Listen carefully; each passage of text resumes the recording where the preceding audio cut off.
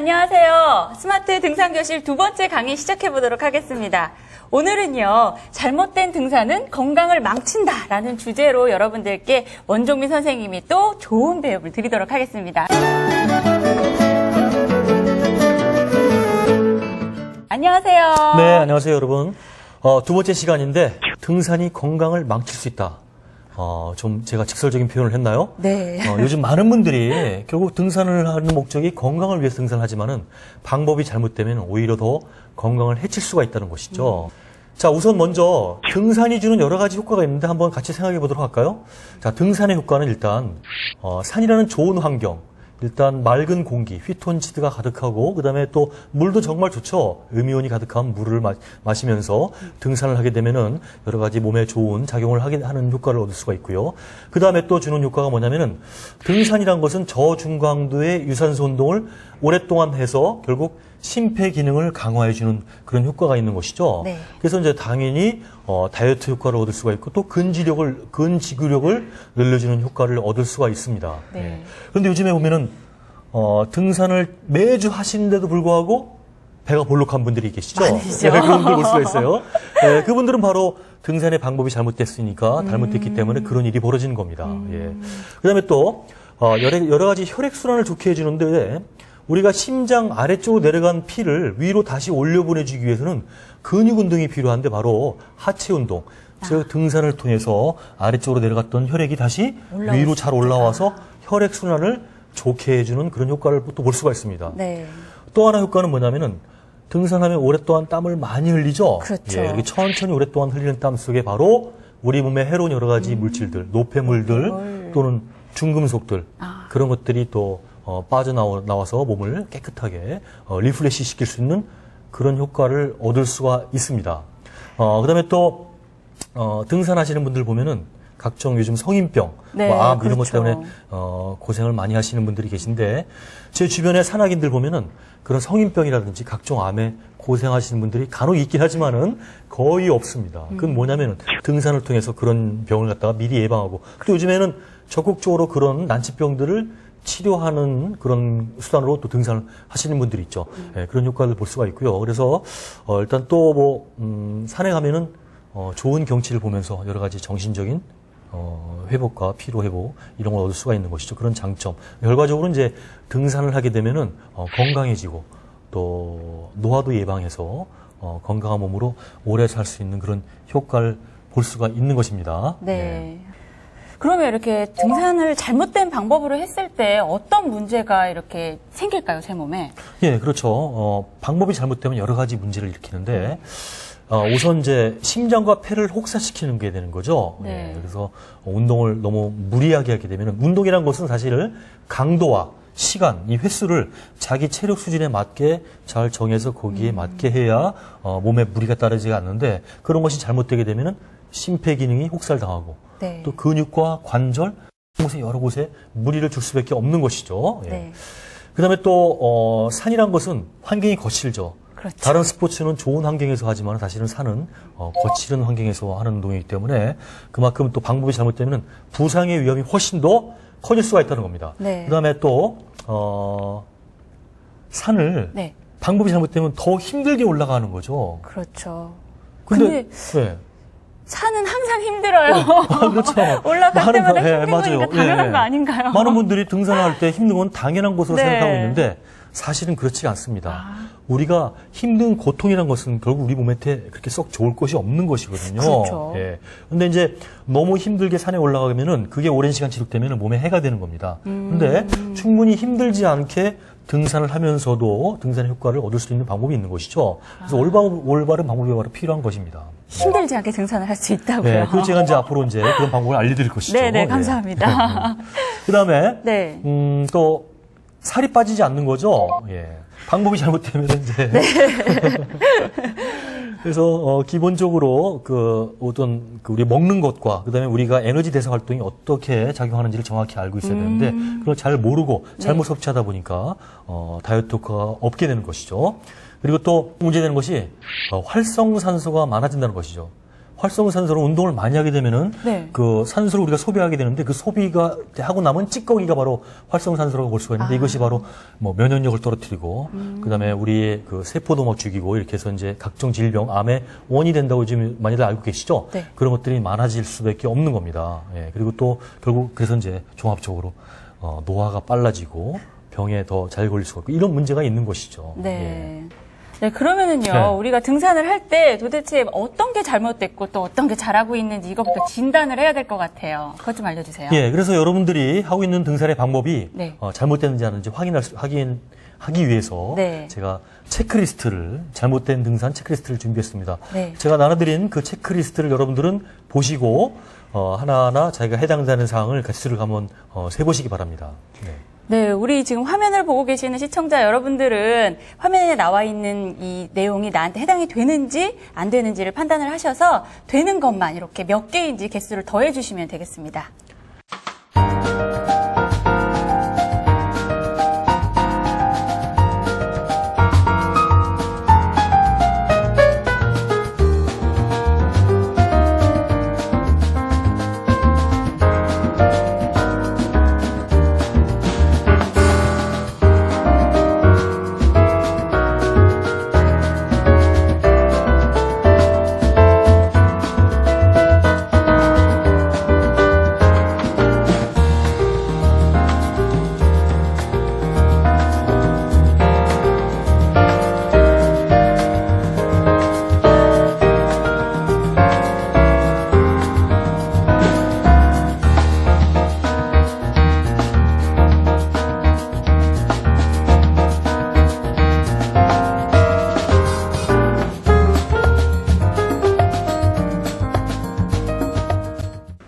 네, 여러분들 다 체크해 보셨나요? 네. 예, 이 총 22개의 항목 중에서 자기가 체크된 사항이 20개 이상인 분 혹시 계신가요? 예, 이분들은 지금 당장 등산을 더 이상 하지 말고 빨리 종합 검진을 받으러 가시는 게 좋을 것 같습니다. 예. 한 7개에서 한 15개 정도 사이인 분 계신가요? 제법 계시네요. 예. 7개 이하인 분들. 그런 분들도 계시고요. 예. 그래서 이건 제가 지금 판단해서 정해본 건데, 그 체크된 항목이 7개 이하라면은 큰 문제는 없습니다. 조금 이제 개선할 사항이 있지만은 큰 문제는 없는 것이고, 7개 이상이다. 예, 그러면은, 자신의 등산의 방법들이 좀 문제가 있고, 올바른 방법으로 좀 방법을 바꿀 필요가 있는 것이죠. 근데 한 15개 이상이다. 뭐 아까처럼 뭐 22개 다 해야 된다. 그러면은 빨리 병원에 가셔야 되는 거고요. 예. 네, 이 체크리스트를 사실 제가 보니까요. 네. 잘못된 게 아닌 줄 알고 있었던 이 상식들이 잘못된 게 굉장히 많은데요. 그렇죠. 예. 사실 저 같은 경우도 그렇고 여자분들은 공감하실 거예요. 그 소변 볼 때 산에서 예. 굉장히 불편하다 보니까 물을 일부러 웬만해서는 안 마시거든요. 예, 그런 분들이 참 많은 것 같아요. 네. 이제 그 사실은 굉장히 심각한 문제입니다. 왜냐하면은 운동 중에 네. 탈수 장애, 그다음에 수분 부족으로 인해서 여러 가지 생리 작용에 이상을 초래해서 건강을 해치게 되는 것이거든요. 그런 것이 이제 대표적인 잘못된 사례고 네. 또 이제 그 뭐 여러 가지가 있지만은 사람들이 우리가 알고 있는 상식들이 크게 잘못 알고 있는 것들이 참 많이 있는데 네. 예를 들어서 우리가 운동을 하면 산소를 많이 사용하죠. 그렇죠. 예, 그래서 산소에 대한 그런 여러분들의 상식이 잘못된 거를 제가 예를 들어서 한번 보도록 하겠습니다. 자, 산소 할 때 그 한자로 된 단어겠죠. 어떤 산자를 쓸까요? 산이 무슨 산자 같아요? 생각해 보신 적 없으시죠? 예. 눈만 굴리시는데요, 예. 막 지금. 자, 여러분들 산소 하면 어떤 느낌이 오나요? 양희재 씨는 어떤 느낌이 오세요? 랄랄랄라 좋은 느낌이 확 오는데요. 산소는 무조건 많이 필요할 것 같아서 예, 예. 항상 맑은 공기, 맑은 산소 좋은 느낌인데요. 예, 그렇죠. 대부분이 산소하면은 신선하다, 네. 깨끗하다, 뭐 이렇게 그런 좋은 이미지만을 떠올릴 것입니다. 근데 네. 이제 그 산소할 때 산자는 바로 한자로 표현하면은 그 신맛, 뭐 녹슨다 그런 의미의 그 산자거든요. 산화한다 할 때 바로 그 산자를 쓰는 거죠. 그래서 산소란 얘기는 뭐든지 산화하게 만드는 것. 아, 예, 그런 의미가 담겨 있는 거죠. 산소란 것은 산화를 일으키는 그런 물질인 것이라고 볼 수가 있는 것이죠. 예. 정말 사실 처음 알았습니다. 그래서 산소는 이제 다른 물질과 이렇게 네. 결합을 해서 이렇게 안정을 하려는 그런 성질이 매우 강해서요. 뭐든지 달라붙어서 이제 그 물질의 성질을 바꿔내는데 바로 산화시켜 버린다는 것이죠. 네, 네. 네, 그래서 이제 식물도 사실은 산소에 대한 그 피해가 두려워서 산소가 닿으면은 산화가 되고 또 이렇게 세포가 죽게 되고 그러기 때문에 그 산소로부터 자기 몸을 방어하기 위해서 항산화 물질을 만들어내고 막 그러는 거죠. 네, 네, 네. 근데 이제 동물들은 그 항산화 물질을 만들 수가 없기 때문에 식물들이 만드는 그 항산화 물질을 섭취를 해야 되는데 그래서 육식 동물들이 보면은 네. 사냥을 한 후에 초식 동물의 내장을 가장 먼저 이렇게 먹는 걸 아마 TV에서 본 적이 있을 거예요. 아, 그게 그래서 그런 거요? 네, 그렇죠. 네. 네. 바로 초식 동물의 내장 속에는 그 식물들의 항산화 물질이 많이 들어있기 때문에 이제 그렇게 이제 섭취를 하게 되는 것이죠. 예. 자, 그런데 우리 사람은 이렇게 몸에 사실은 안 좋은 몸에 네. 해가 되는 그 산소를 우리는 이용할 수밖에 없는데 왜 그거 산소를 이용하냐면은 우리 식물들이 만들어내는 그 영양소를 갖다 우리가 사용해서 에너지를 삼는데 바로 원인이 있습니다. 네, 우리들이 섭취하는 영양소들은 식물들이 보통 탄소 동화작용이라는 걸 통해서 이제 만들어내죠. 여러분들 학교 다닐 때 배운 기억 한번 떠올려 볼까요? 탄소 동화작용이 뭐죠? 물과 이산화탄소, 그다음에 햇빛을 비춰서 거기서 이제 무슨 광합성 작용이 일어나가지고 거기서 뭐 포도당이라든지 이런 탄수화물이 만들어지죠. 그 부산물로 뭐가 빠져나가죠? 탄소 동화작용할 때? 산소가 빠져나가죠, 산소가. 전혀 기억 안 나세요?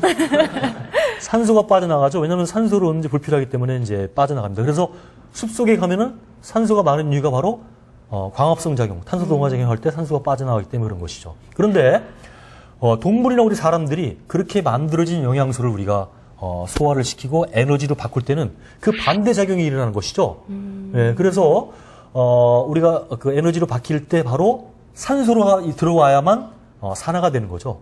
네, 그래서 에너지를 발생시킬 수가 있고 그 부산물로 이산화탄소가 이제 이번에 빠져나가는 것입니다. 그래서 우리는 그 몸에 해롭고 안 좋은 산소를 어쩔 수 없이 우리는 섭취를 할 수밖에 없는 것이죠.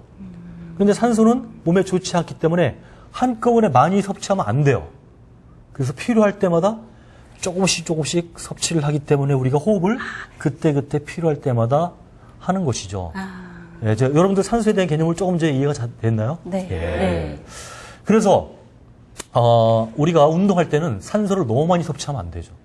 운동할 때는 섭취한 산소가 사용되고 남은 찌꺼기가 발생하는데 네. 마치 자동차의 매연 같은 것인데 그것을 우리가 보통 이제 활성산소라고도 많이들 얘기하는 것이죠.